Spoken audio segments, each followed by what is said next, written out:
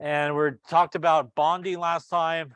We talked about polar bonds, non-polar bonds, using electronegativity to help us decide whether or not a bond is polar, which means there's sharing of electrons, but the electrons are being shared unequally. Non-polar, which means there's sharing of electrons, which means they are being shared equally. Or there's an ionic bond, which means there's no sharing of electrons, but we've had a transfer of electrons. Sort of our cutoffs when we use the difference in electronegativity, like we did in a couple, 0 to 0.4 is considered non-polar. Kind of above that to below 2 is considered polar. And again, kind of above 2 is considered ionic. Although, as we talked about, you don't really need the numbers for ionic bond. As soon as you see a metal and a non-metal, that's pretty much all you need, and it will be an ionic bond. You don't have to worry about any type of numbers or anything like that. I believe we started talking about drawing Lewis structures at the end there. And again, the steps that you want to follow to draw Lewis structures for covalently bonded guys. One of the first important things is to figure out the total number of valence electrons that's in the entire molecule. Remember that if you are drawing something that has a charge, you need to adjust your count so you get the right number of electrons. So if it is, wherever my thing went there. Yep. I was writing somewhere, I feel. There we go. There it is. If it has a positive charge, then you're going to subtract the number of electrons, and if it has a negative charge, you would add to your total. You want a logical arrangement, a skeletal sort of arrangement. Remember, it is the least electronegative atom that should be in the middle. Hydrogen shouldn't be in the middle. Once you do that, you want to make a single bond to the center atom, and that will use up a total number of electrons. Remember, each line is 2 electrons. Then you have some electrons left over. Those leftover electrons go as dots on the outside atom in pairs until each of the outside atoms have 8 electrons around them. Unless, of course, obviously it's hydrogen, then it shouldn't have any dots around it. If you fill up all the outside atoms, then at that point, you should then go to the center and put any leftover electrons at that point on the center, if you still have atom as pairs of dots as well. Last, you want to check to make sure everybody has met the octet rule. And it's really at that point, if they have not met the octet rule, that you should try to fix it by making a double bond or a triple bond, which I think is sort of what we finished up on. We drew carbonate, I think, there at the very end, if I'm not mistaken. And remember that when we make a double bond or a triple bond, we're not just adding electrons in, we're not just adding a double bond or a triple bond, but we're actually taking a pair of electrons and moving them in to make the double bond. So if you remember, I think the one we laid up on there was carbonate. And when we distributed all of our electrons, what we ended up doing was taking a pair of electrons, say from this oxygen, and bringing them in to make the double bond.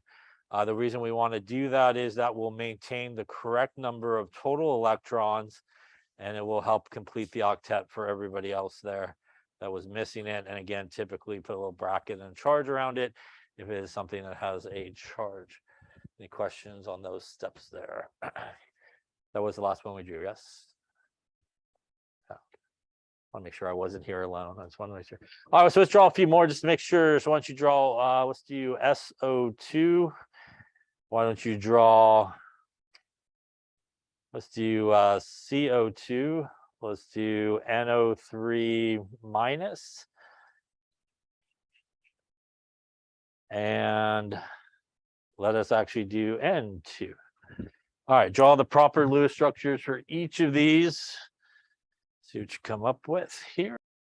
Okay, let's take a look, see how we're doing. So once again, one of the first things you want to do is count up the number of valence electrons. So sulfur, there's group 6. There's 2 oxygens, also group 6. That looks like 18 valence electrons our picture should have. In this case, sulfur should go in the center as it is less electronegative than the oxygen. We're going to make one single bond from the center to the outside. That is 2 and 4 electrons. That leaves us 14 to go, I believe, if my math is right. So we're gonna go with pairs. So 2, 4, 6, 8, 10, 12. That fills up all the outside ones.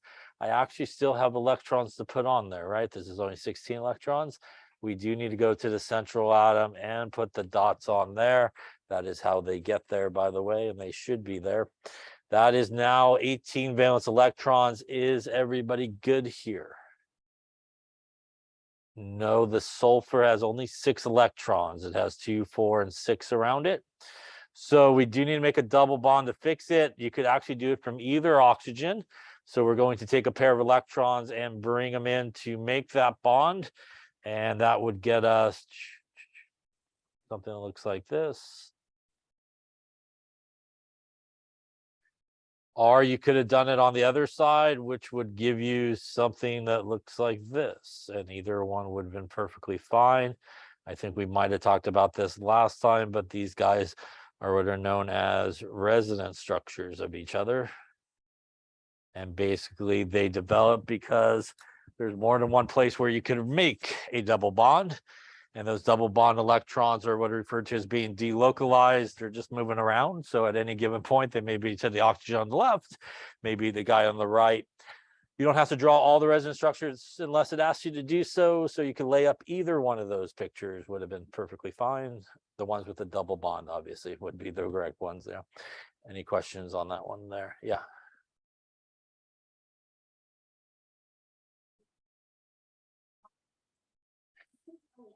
I did. It's just typically when people make double bonds, they kind of double bond and then put the dots on the left and right hand side. But truthfully, it doesn't matter as long as you take a pair. You can take any pair you like. Yeah.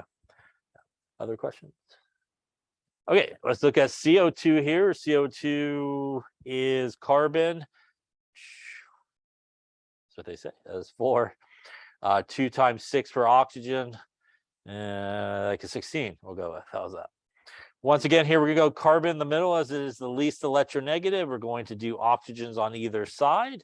We're going to do, again, a single bond to each of them. That is 4 electrons.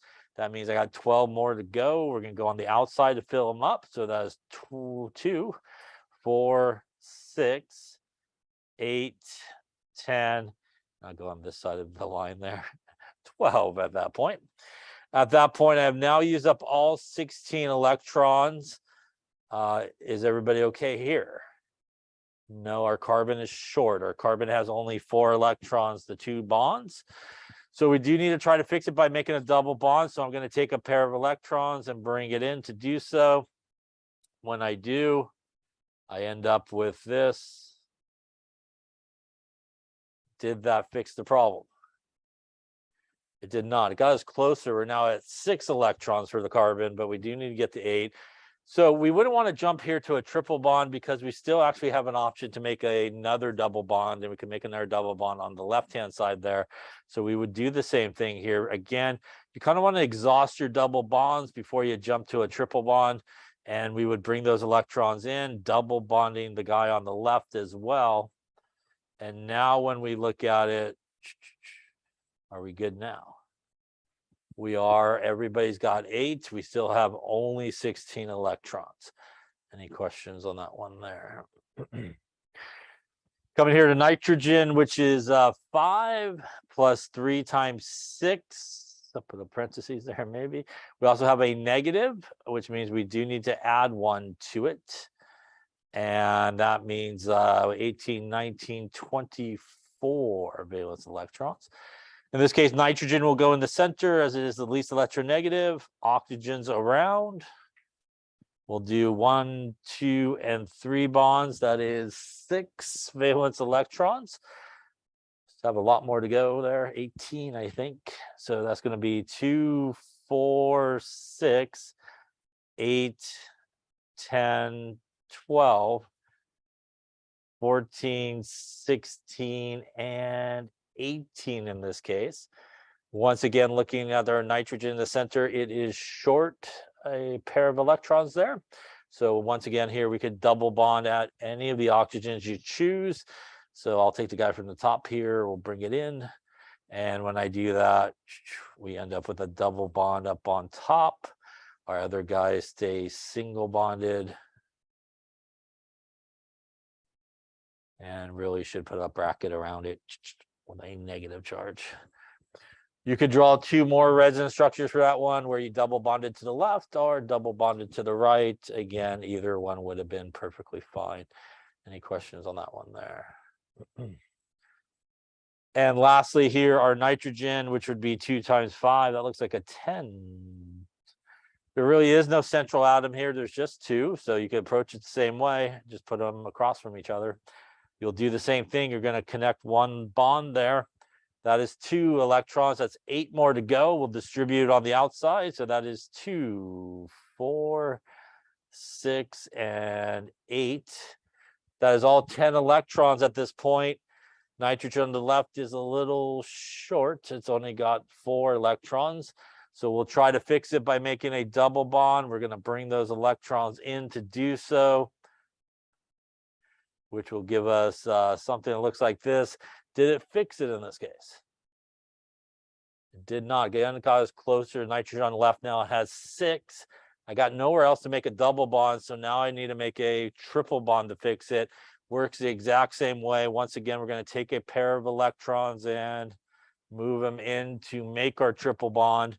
And now we will end up with nitrogen, and why it is triple bonded. Look something like that. Each nitrogen now has, again, 8 valence electrons around it and only 10 total electrons. Question on how to draw Lewis structures here.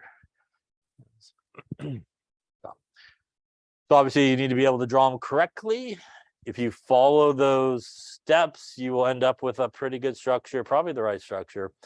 If you do not follow those steps, then you probably end up with not a great structure and maybe too many electrons, not the right number of bonds and stuff like that. This should really lead you to sort of a pretty good structure. Any questions on any steps? Yeah. We are coming up. Yep. All right. Okay, so let's continue talking about that, and we'll get to that. We're going to talk about geometry and then into the polarity part in just a bit here. We talked about resonance structures. Again, a resonance structure is something that as you draw, you can have more than one place where you can basically make the double bond. So you have ways to kind of move it around. And you can draw equivalent structures because one really doesn't describe what's going on sort of correctly. But first, let's talk a little bit about bond length. You do not need to memorize any of these numbers, but when we look at, for example, a single bond versus a double bond versus a triple bond for carbon, carbon, carbon, and carbon, what we see in terms of the bond length is single bonds 154, double bonds 133, and a triple bonds 120, the distance between the 2 atoms. Same thing happens with a single bond for carbon, nitrogen, 143, 138 for double bond, and 116 for a triple bond. What happens is as we make the double bond and triple bond, we bring the electrons in, it basically moves everybody in closer. So they get moved in closer and closer. So the single bond is sort of furthest away, bringing those electrons in to make the double bond brings everybody closer, and making the triple bond brings a distance between the 2 atoms much closer to each other. That obviously has a relationship on bond strength. A double bond is stronger than a single bond, and a triple bond is stronger than a double bond. They're not like twice as strong or 3 times as strong, but that's the general trend that you see. I equate it like a brand new pencil. We get a brand new pencil out of the box, nice and long, pretty easy to snap, right? You take a chemistry test and you're left with like a nubbin and an eraser, right? It's like that big. It's very, very hard to try to break that thing apart. And the same thing happens as everybody moves in. As you make double and triple bond, everybody's really, really tight to one another, which means all the interactions are really close to one another. And it makes it really hard to sort of break those guys apart. And you get a much stronger bond that occurs. So as I mentioned, resonance structures, as we drew a few there and last time as well, is really anytime you got an opportunity to basically double bond in more than one place. And for something like carbonate that we did the other day, the idea is those double bond electrons that we kind of bring in to make the double bond when we're drawing the Lewis structure, they're delocalized. So again, at any given point, they may be the guy on the left, but then they may move over there to the guy at the top, and they may be over there to the guy to the right. So any one of those three sort of resonance structures that you could draw with when you drew the Lewis structure could properly represent what's happening. The true structure is probably somewhere between all three of them. We usually put this sort of double-headed arrow between resonance structures to indicate that they are related to each other. So if you kind of see that arrow between two Lewis structures, that means that they're related to each other. And really probably the only thing that's different is they moved the double bond to all the possible locations when they drew it. So there was our carbonate example. And don't worry about the charges, but again, we could have double bonded up here, or we could have double bonded over here. And obviously we could have done a double bond over here. And again, they're all related to each other.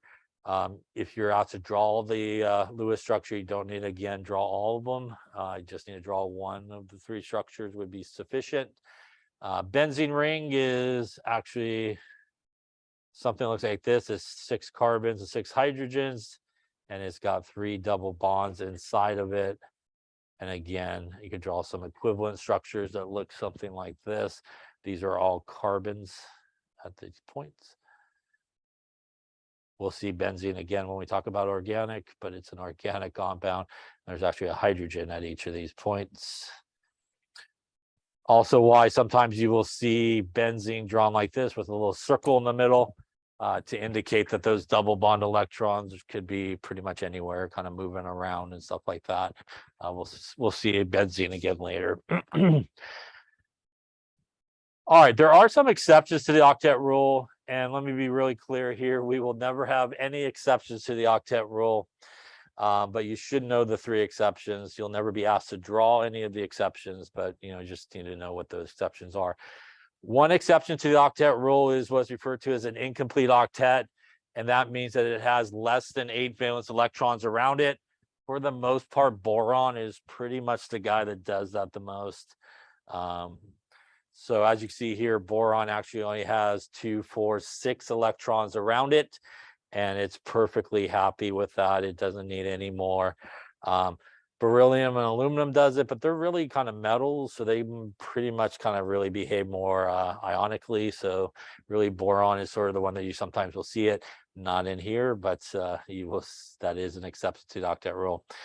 Other exceptions to the octet rule, and again, you will not be asked to draw any of these, nor should you draw anything that is an exception to the octet rule, because we're going to pretend it doesn't exist in here, but you should know them. It's an odd number of electrons. They're sometimes referred to as free radicals. So occasionally, sometimes somebody ends up with kind of an unpaired electron by itself. It's very popular in atmospheric chemistry with chlorine, because they actually have one unpaired electron. They're very, very reactive because they don't want to be that way. They want to kind of get another electron going. So they're very, very reactive sort of guys that are an odd number of electrons. The last one here, which is one that you should not do in here either, and that's why you shouldn't Google ask questions or anything like that, because they'll know you did it because you drew something you shouldn't, is an expanded octet. And expanded octet, there are actually elements starting at sulfur at the periodic table to the right, to the left, and down. When you're doing covalent bonding, they have the ability to go over 8 electrons. So they could do an expanded octet. They could do upwards of 12 electrons around them, and they're perfectly fine doing so. That is because when we get to sulfur on the periodic table, that is period number 3. And period number 3 means that the energy level would be the 3rd energy level. And what orbitals are on the 3rd energy level? There are s orbitals, there are p orbitals, and on the 3rd energy level, that is where d orbitals begin. So these elements, although they may not be using them, have actually d orbitals available to them to allow them to go over 8. And that's why you'll sometimes see it drawn over 8. Once again, not in here, but they have the ability to do so. That also means that if you look on the periodic table where nitrogen, oxygen, carbon, and fluorine, that is period number 2 on the periodic table, which has only s and p orbitals, no d orbitals. and they should never, ever, ever go over 8 because they don't have the ability to do so. So the place that most people get in trouble is they Google sulfate and they draw this.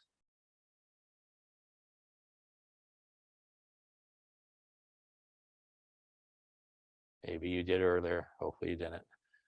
And it looks like that, which is actually an okay structure for sulfate, but not in this class because you shouldn't be drawing anything that looks like that, by the way. So your sulfate should be all single bonded. And so in case you have that on your paper, make sure you change it before you turn it in. All right, so you do need to know. Actually, that's a better structure for sulfate, but not in this class. So you should do single bonded.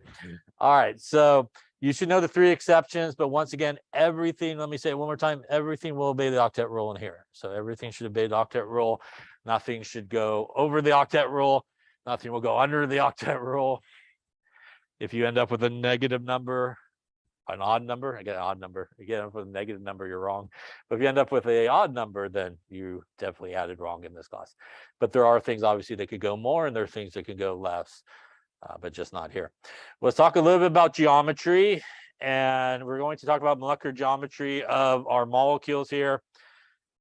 And we could kind of use really our Lewis structures and more so how many electron pairs there are around the central atom to help us decide what the geometry is of the molecule. Most people have a very hard time sort of picturing things in 3-dimensional space, myself included. So the best thing on this is just memorization of the best way to do it is how many electron pairs and how many bonds, and it will correspond to a certain geometry is really sort of the best way to do it instead of trying to visualize sort of what's going on. We are going to talk about really 2 types of geometry, which I think you did in your lab. One's electron pair geometry, sometimes called, and one is the molecular geometry, which is sometimes referred to as the shape of the molecule. The electron pair geometry describes the 3-dimensional arrangement of all the electrons around the central atom. The molecular geometry describes the overall shape of the molecule as everybody moves. Because they're all sharing electrons, they're all locked together. As one thing moves, everybody else moves accordingly. Now, it's always about the central atom. So when you do geometry, it's all about the central atom. You don't care about really any other atom but that guy that's in the center. The basis of this idea is electrons basically don't like other electrons because they're negatively charged. So you get these negatively charged guys near each other that has to sort of coexist, but they really don't want to be near each other. So what ends up happening is they try to move away from each other as far as possible. They can't completely escape each other, otherwise everything falls apart. But as they move, like I said, the whole molecule will also start to move. As they kind of move one way, everybody else that's bonded will also move. And we end up getting some different geometries depending on how many electron pairs there are and how many bonds. And actually, we get different geometries or shapes depending on what type of electrons are present. What I mean by that is, are they bonding electrons? Are they non-bonding electrons near each other? So we get some different sort of shapes that occur based on that. This is what is referred to as VSEPR, or valence shell electron pair repulsion model. Probably why they abbreviate, that's a mouthful. It's basically broken apart into 2 categories. One where there are no lone pairs or non-bonding electrons on the central atom. So pretty much when you draw your Lewis structure, no dots on that central atom. And there's ones where there are dots on the central atom, or non-bonding electron. Now, depending on whether or not there are dots or not around the central atom, it will affect what type of geometry that we do see. Really, the main important thing when you're doing geometry, and only when you're doing geometry, is any double bond or triple bond. It counts as 1 electron pair and 1 bond. So any double bond that you have in your Lewis structure, any triple bond that you have, when you go to count them, and again, only when you're doing geometry, you should count them as 1 electron pair and 1 bond. They are effectively moving as 1 unit, so they count as 1 electron pair and also 1 bond. All right, so let's take a look at some of these geometries here and how we could go about figuring them out. Let's start with the simplest geometry you could have, frankly, is a diatomic molecule. That means there's only 2 atoms involved. No matter what 2 atoms they are, the geometry is always going to be linear. The only way you could basically put 2 things is by a straight line.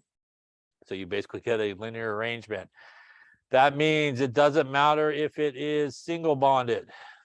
Doesn't matter if it's double bonded. Doesn't matter if it's triple bonded. Doesn't matter if it's the same element or different elements. It's linear, yeah. So as soon as you see only 2 and you need geometry, that's pretty much all you need to write is linear. It's always going to be a straight line. Doesn't matter, like I said, double bond, single bond, triple bond. Doesn't matter if it's the same 2 or different elements. If you only got 2, straight line, basically ends of a straight line is how they can arrange each other, and it will always be linear. Any questions on that one? That's a pretty simple one. Let's talk about what happens when we get 3 or more atoms together. So let's take a look at this. Now, when we look at our Lewis structure, once again, we want to focus in on the central atom. So in this case, it would be the beryllium. And personally, this is the 2 things that I look for when I count and do geometry. I want to know the number of electron pairs. And those can be lines, they could be dots, it doesn't matter, the total number of electron pairs. In this case, the beryllium has 2 electron pairs, a bond on each side, right? 1 is each electron pair. The number of bonds there are is how many? Also 2 in this case, right? 1 on each side of the beryllium. Now, 2 electron pairs in terms of the electron pair geometry names. It is based on how many electron pairs there are. This is also going to be a linear geometry. Now, what happens is both of these pairs of electron are bonding electrons, which means the 2 Cl's decide, I don't want to be near you. I'm going this way. I'm going this way. And they ending up as far apart as possible, which is on opposite sides of each other. And the molecular geometry here are the shape is also going to be linear. It has a bond angle of 180 degrees from one side to the next, basically. So something with 2 electron pair geometry is linear. Something with also 2 bonds, the molecular geometry or the shape will also be linear as well. Any questions on that one there? The next sort of example will be one where we have 3 electron pairs around the central atom. So if we look at this guy here, boron trifluoride, once again, looking at the central atom, number of electron pairs is going to be 3. All the bonds, each one is an electron pair. The number of bonds will also here be 3. So something with 3 electron pairs, the electron pair geometry name is going to be trigonal planar, or some people call it triangular. What happens in this case is we now have 3 things bonded. So the fluorines down here kind of go as far from that guy as possible, as far from that guy as possible, and also try to keep some distance between these 2 as well. So because we have that extra thing that is bonded there, they end up in this overall geometry shape. I'm just going to call it MG for molecular geometry. Is going to also be trigonal planar. It has a bond angle of 120 degrees. It is also sometimes called triangular because it makes a triangle. Yeah, so it makes an equilateral triangle, basically the shape of it. So that is why it's referred to as sometimes triangular in this case.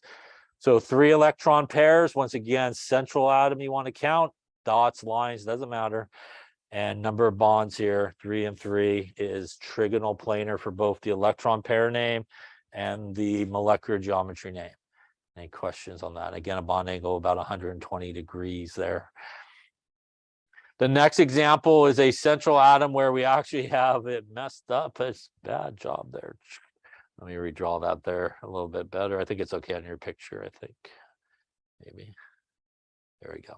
All right, so looking at our central atom here, the number of electron pairs is going to be 4. The number of bonds is also, in this case, going to be 4. Something with 4 electron pairs has an electron pair geometry name of tetrahedral and a molecular geometry name of tetrahedral as well. It ends up being a bond angle about 109.5. It kind of makes a triangle on the face and almost like a pyramidal type shape-ish on the bottom there. It's a tetrahedral sort of geometry. So 4 electron pairs around the central atom, 4 bonds, tetrahedral for both the electron pair geometry name and the molecular geometry name. Up until this point, has the names been different? Both of the names are exactly the same, and that is because the only type of electrons we have in this example, in the previous example, and in the previous example is they're all bonding electrons, which means the electron pairs around the central atom are all attached to the atoms themselves. So as those electron pairs move, so does the overall shape of the molecule moves exactly the same way. And whenever you draw a Lewis structure where there are no dots on the central atom, both the electron pair geometry name and the molecular geometry name will always be the same, because they're basically the only one type of electrons, and as they move, so does the atoms, and that gives you the overall shape's going to be the same. So they're always the same name when you have no dots on your central atom. It is only when we put dots on the central atom that we actually do get some different names, and the name that's affected is only the molecular geometry name. So it is only the molecular geometry name that gets effective when we introduce non-bonding electrons to the central atom, or dots to the central atom. So when we introduce those dots to the central atom, that is when we start to see some different names. The reason we see different names is when we have dots on the central atom, there's no atom that's actually bonded to it, right? So it has a little bit more room to move. And when it has a little bit more room to move, because they're just electrons, the overall shape of the molecule actually tweaks a little bit, and it ends up in a different shape than it does if you did have the extra atom still bonded there. The electron pair geometry name stays the same, so it's still based on how many dots or electrons you have around the central atom. Dots or lines around the central atom. The real reason is also we do get some interaction between different types of electrons. And frankly, the best case scenario in terms of electrons is what we were dealing with, like lines near lines. That's like an okay deal, bonding near bonding. The next worst situation is where we get some dots near lines, so non-bonding electrons near bonding electrons. That is like not so great. The worst case happens when we get non-bonding electrons near non-bonding electrons. They frankly want to go as far away as possible from each other. They're able to do that because they're not attached to an atom, so they're kind of free-ish, if you will, so they're able to move a little bit more. So again, as these non-bonding electrons really move out a little bit more, and there's a little bit more room, the overall shape of the molecule really starts to change. So let's take a look at an example here, sulfur trioxide, and let me draw it there because apparently we did draw it earlier. Looks something like this. All right, when we look at the central atom here, how many electron pairs are there? Pairs there would be. There is 1 electron pair, 2 electron pairs, double bond counts as only 1. There's actually only 3 electron pairs around that sulfur. And that means that there are 3 electron pairs. Number of bonds would be in this case. Number of bonds would be 1 bond there, right? And again, the double bond only counts as a single bond as well. So there's only 2 in this case, yeah. Any questions on how we counted that there? Yeah. Remember, in geometry, double bond, triple bond, 1 electron pair it counts and 1 bond. Now, before we talked about something with 3 electron pairs, the electron pair geometry does not change. So something with 3 electron pairs is still trigonal planar. But now we're missing that 3rd bond that we had before. So we have this like non-bonding electron here, which gives it a little bit more room to kind of spread out. We also have non-bonding electrons near bonding electrons, which is not so great. They want to get away a little bit more from each other. So our molecular geometry ends up being, I personally go with angular. Some people go with bent angular. Some people go with just bent. Personally, I roll with angular for this particular one, and that is because of the bond angle. The bond angle is just less than 120. It is based off of this bond angle, which is 120 degrees, so it's just less than 120 degrees. So the 3 electron pairs that are there are still going to kind of go out into this sort of trigonal planar triangle type shape. But again, with that extra kind of movement that they can have without the 3rd bond, it allows those oxygens to get a little bit further away from each other. And it ends up being a more angular type of geometry than the trigonal planar geometry we saw in the previous one. Any questions on that one there? Next example will be something like NH3. NH3, when we look at the central atom, which is our nitrogen, the number of electron pairs is how many? Doesn't matter if they're lines or dots. How many? 4 is right. Yes, there are 3 lines and 2 dots. That is 4. The number of bonds would be 3. Yep. So once again, the electron pair geometry is based on the number of electron pairs. So our electron pair geometry here is going to be tetrahedral still. Once again, here we have this non-bonding electron. In the normal tetrahedral, we have an actual atom bonded up there. So they're not bonded. So this allows this electrons to get away from those non-bonding electrons. But again, they can't go too far with that extra hydrogen that's down there. And we end up with a molecular geometry known as trigonal pyramid, because it kind of makes like a triangle up on top and a pyramidal shape there on the bottom. Yeah.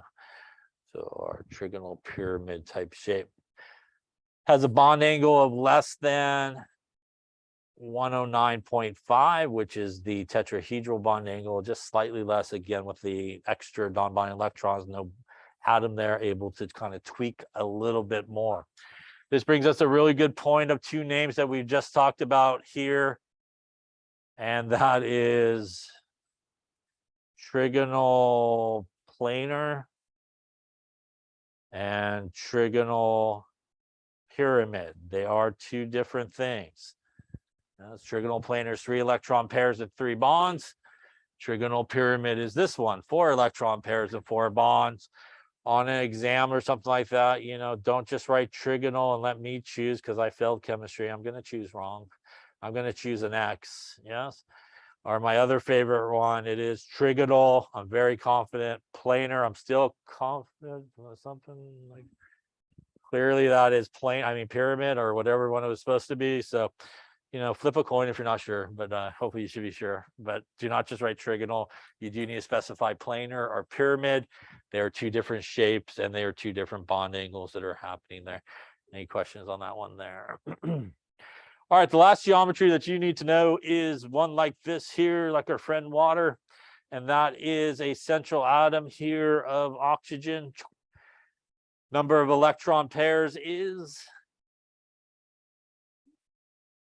pairs.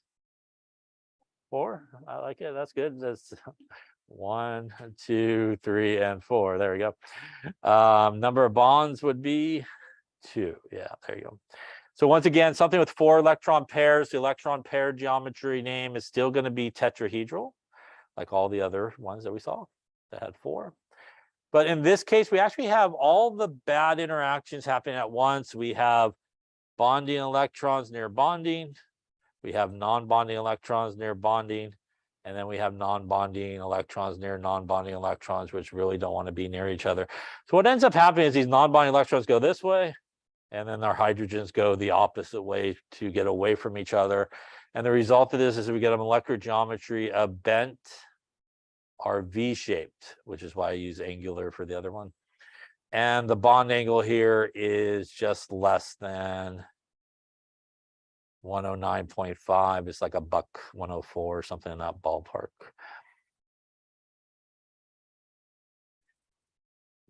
Best way to do it, like I said, is just number of electron pairs, number of bonds, and memorize what geometries go with it. Any questions on that there? For us in lecture, you only need to know the molecular geometry. You don't need to know the electron pair geometry. I went over it because I think it was in the lab, right? If I'm not mistaken. So usually it is. So for us in lecture, you just need to know the molecular geometry. So again, number of electron pairs, number of bonds, correct geometry that goes with that is probably the best way. Make a little table like the one that's in the book-ish, and you could kind of basically do that. All right, any questions on geometry? All right, so let's then talk about polarity. We talked about earlier a couple of things. We talked about bond polarity, and when we talk about bond polarity, that is using electronegativity values and basically the difference in electronegativity values to determine whether or not a bond is polar or non-polar. Now, there's really kind of one place only where bond polarity and molecular polarity cross over and are the same, and that is when we are dealing with diatomic molecules. So with diatomic molecules,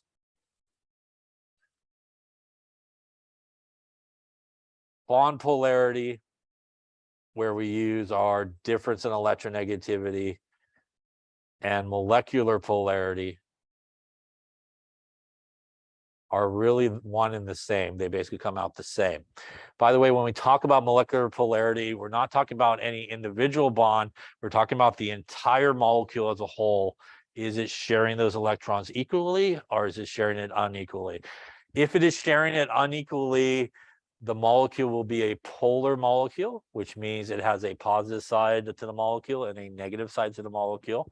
And it has what is referred to as a dipole moment.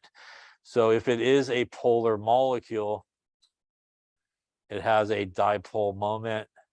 And that dipole moment is the same type of arrow that we use for our bond dipoles. You could draw it. It points to the more negative side of the molecule. This side is the more positive side of the molecule.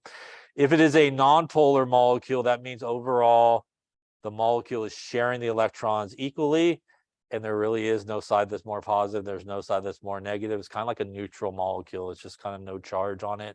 It's like perfectly equal sharing of electrons. So with diatomic molecules, it's pretty simple to figure out. So if we took something like we saw before, like these two guys here. First off, this guy or this bond right here, is that a polar or non-polar bond?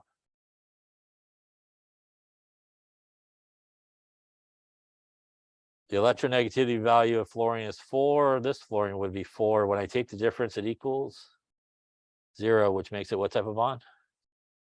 Non-polar, right? So that's like perfect equal sharing of electrons. So this bond here is a non-polar bond based on difference in electronegativity values.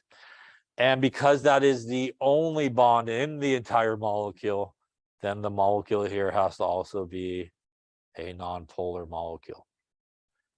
And that, again, it's just very simply, there's just one bond, and that one bond is non-polar, so the whole thing is going to be non-polar as well. How about this guy? That bond between these two are polar or non-polar? It is non-polar. So once again, this is a non-polar bond. And because that is the only bond in the entire molecule, this guy would be a non-polar molecule. How about this guy here, HF, polar or non-polar? That bond. So hydrogen is 2.1, fluorine is 4, difference is 1.9. Is it polar or non-polar? That is definitely over 0.4, yes, below 2. That is a polar bond. And because that is the only bond in the entire molecule, that means that this molecule will be a polar molecule, which means it has a dipole moment where it is actually heading in that direction, yeah, to the more negative side. That means the fluorine side is more negative in that molecule, the hydrogen side is more positive. So diatomic molecules are the simplest if it is a polar bond and it's the only bond there, the molecule has to be polar. If it's a non-polar bond and that's the only bond there, it has to be a non-polar molecule. Any questions on diatomic molecules? Now, if everything worked that way, that'd be great, but it doesn't. So when we get to 3 or more atoms, we have to look at 2 things. We have to look at, are there polar bonds? And we have to look at the molecular geometry or the shape. So for example, if we did our bad drawing of CO2 like we did earlier there, try that again. All right, our CO2 does not want me to draw CO2. Let's try it over here, CO2, maybe it likes it better. There we go. All right, we draw our CO2. So we want to decide, are there polar bonds? Is the bond between carbon and oxygen polar or non-polar? What do you think? Carbon and oxygen are in the same period on the periodic table, yes. Which means electronegativity increases which way? Up and to the right, yes. That means they're in the same period. Should they be polar or non-polar? They should be polar, by the way. Yes, they're in the same period. One is further to the right, so it will make a polar bond. That means the oxygen is actually more electronegative. So if we were to draw the bond dipoles, it would look something like this, both pointing to the oxygen. So the answer for this one is yes, it has polar bonds. The geometry of CO2 is, what is the molecular geometry here? How many electron pairs here?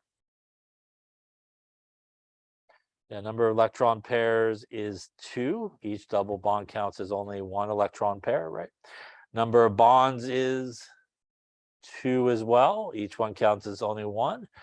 Something with 2 electron pairs and 2 bonds, the molecular geometry is linear. Yes, straight line, like we just talked about. So we have something that is linear like this, and I have an oxygen that is pulling this way. But wait, I have an oxygen that is pulling this way. I am actually pulling on my pen. Is my pen going anywhere? It is not, yeah? So what happens in this particular case is, even though they have polar bonds, because of the geometry, they actually cancel each other out.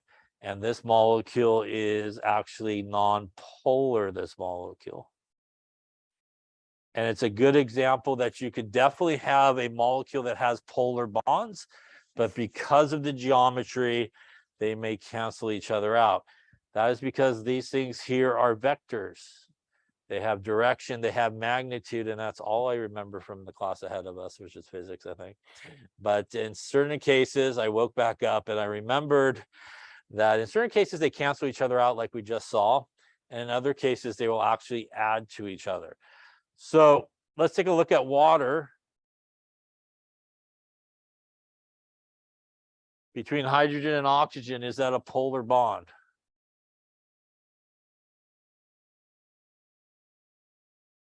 Yes, it is a polar bond, yes.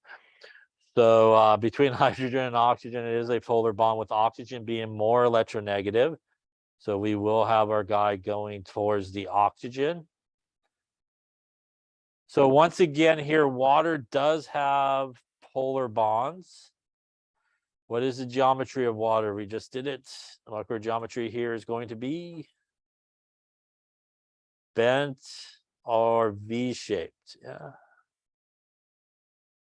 It has 4 electron pairs and 2 bonds around the oxygen. So that is 4 electron pairs and 2 bonds.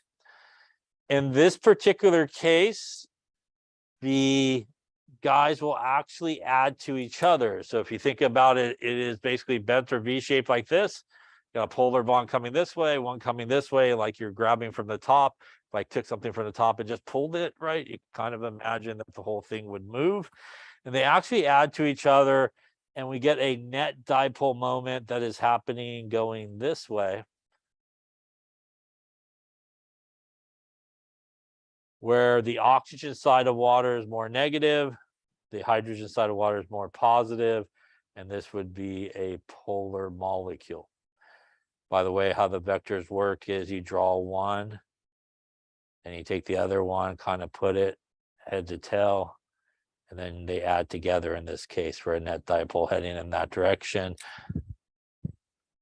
In that direction right there. Yeah. All right, so who wants to draw those things? Nobody wants to draw those things. Nobody wants to do that stuff. Just want to ask somebody what it is, I think, right? So the good news is, in most cases, there are certain geometries which are symmetrical geometries, and there are certain geometries which are unsymmetrical geometries. And you can use that to probably very quickly answer the question, is the molecule polar or non-polar? So let's talk a little bit about symmetrical geometries. Symmetrical geometries, and these are molecular geometries, are things like, what do you got there? You got trigonal planar. You have tetrahedral, and again, these are the molecular geometries. I think that's all you got on that for you guys, I think. And what these two basically share in common is there are no dots on the central atom. And if you have that situation and all the outside atoms are the same, it is most likely going to be a non-polar molecule. And that is because they will essentially be symmetrical to each other, like two people pulling on a rope, equal and opposite of each other, like tug of war. Everybody's pulling equally, right? The flag doesn't go anywhere. So they kind of cancel out each other. And that will give you basically a non-polar molecule. Like if you had something, there we go, like this. Between carbon and fluorine, or is that a polar bond? Yes, carbon and fluorine are still in the same row there, and fluorine is still further to the right, and fluorine is the most electronegative element you could have.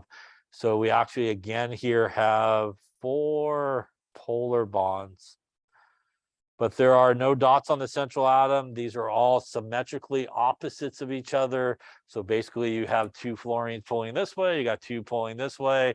They're going to cancel each other out, and it will end up being a non-polar molecule. So how vectors work is if you have vectors basically heading in opposite directions, they cancel each other out. They're heading right at each other, they cancel each other out, like 2 people pushing on a door equally. Door is not going to open. And if they're not heading right at each other or opposites of each other, then they will not cancel out. They'll actually add to each other. Now, what would happen if I took my same guy here with my fluorines without putting my dots on them, and I swap out a hydrogen for one of the fluorines in this case? I still have my polar bonds happening this way, right? Carbon-hydrogen bond is actually non-polar, so it has a difference of 0.4. So what happens in this case is I got 3 of these guys that are pulling this way, right? And my hydrogen on this side is actually pushing a little bit with them, going in that direction, believe it or not. So you can kind of visualize if everybody's kind of pushing in the same direction or pulling in the same direction, that whole thing's going to move. And now this thing that was non-polar to the left there, we now swapped out one of the elements, and it now becomes a polar molecule. So if you have one of those 2 geometries and everything is exactly the same element on the outside, it is a safe bet just to write non-polar molecule. If you have one of those two geometries and everything on the outside is not the same element, it's probably a safe bet to write polar molecule. Any questions on that? Because you will get some unequal sharing of those electrons. Now, there are some unsymmetrical geometries.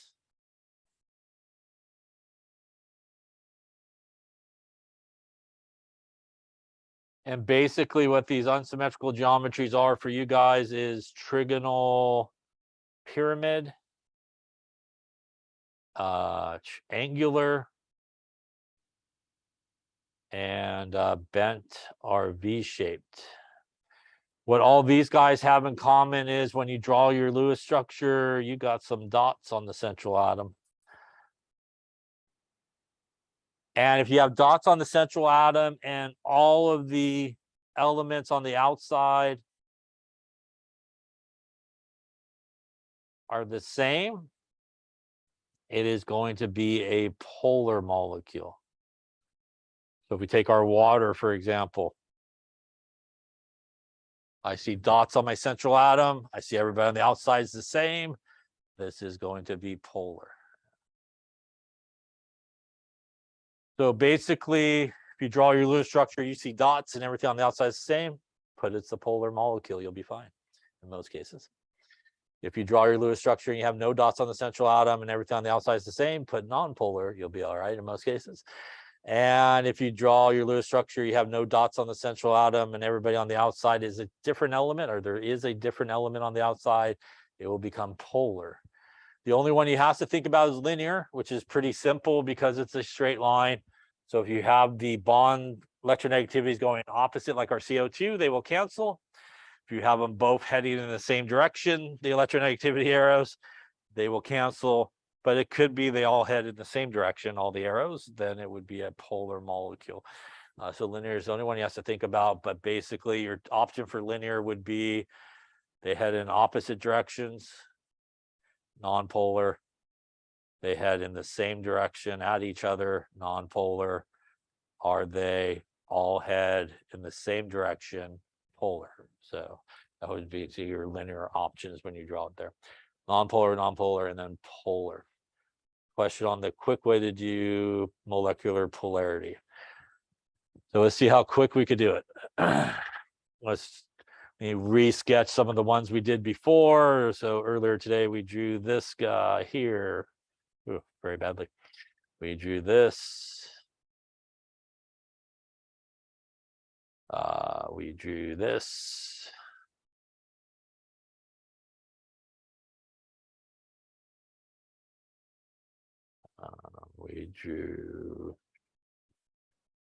We did that one. We did. I'll add a couple of extra ones here. We'll do this one. We'll do this one.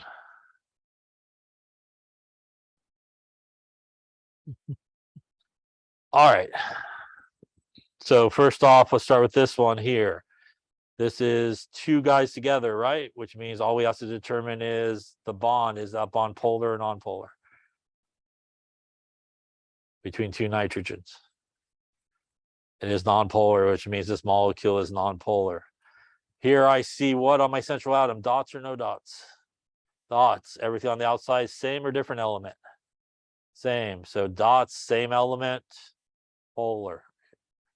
Here I see dots or no dots on the central atom?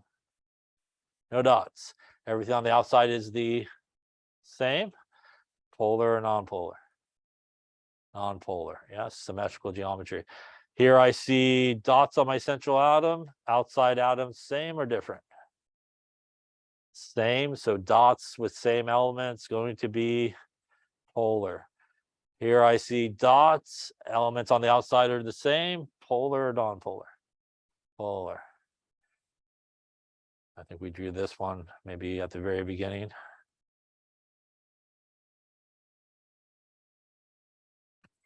Polar or non-polar? That's going to be polar, right?